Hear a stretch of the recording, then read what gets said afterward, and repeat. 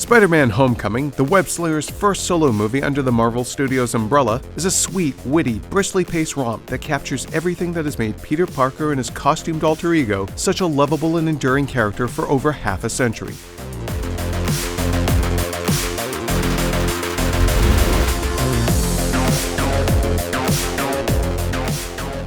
Spider-Man has always grappled with the core dilemma of with great power comes great responsibility.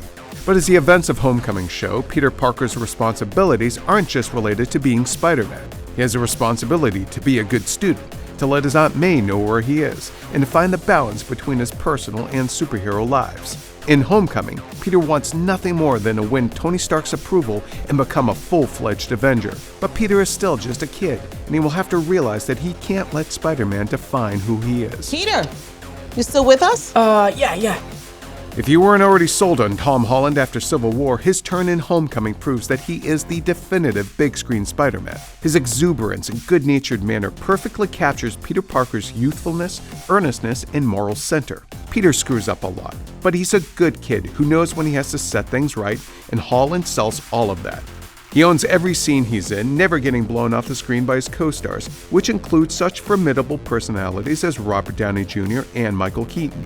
Neither Downey nor Keaton are in the movie as much as might be suspected. Stark is there to be Peter's mentor and to provide some tough love when needed, but Homecoming is not a full-on Marvel team-up movie. That's not a hug, I'm just grabbing the toe for you. Oh, alright, kid.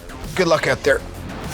Likewise, Keaton's villainous Vulture is a supporting character. The Vulture can be, in his own way, as relatable as Peter. He's a blue-collar Joe, one who sees Tony Stark as an aloof powermonger who doesn't care about the working man. He's quite a timely villain in that way, but he's also never as fleshed out as he could have been. His transition from everyman to murderous criminal happens largely off-screen, with some of his more vicious behavior feeling a bit jarring at times. Still, Keaton's Vulture does manage to elude the Marvel movie villain streak of hampering a fine actor with a weak role.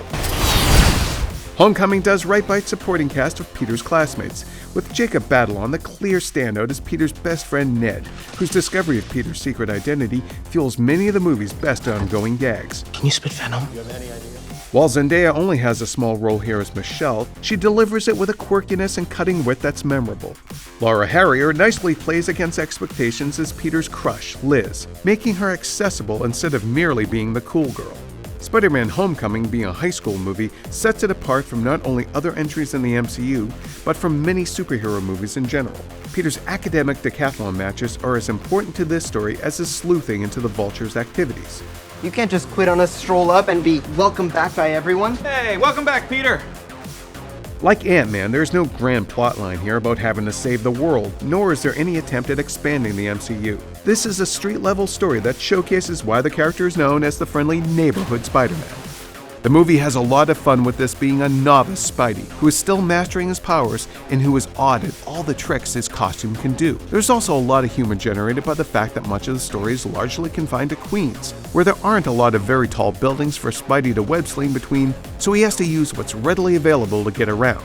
Spider-Man: Homecoming is ultimately stronger as a character-driven coming-of-age comedy than it is as an action film. While its action set pieces are fine, none of them can match, let alone top, Spidey's MCU debut in Civil War's airport battle. That lack of truly memorable new action sequences may disappoint some superhero movie fans who crave adrenaline and eye candy. But ultimately, Spider-Man: Homecoming wisely knows its greatest responsibility is to its characters and not necessarily the great powers they possess.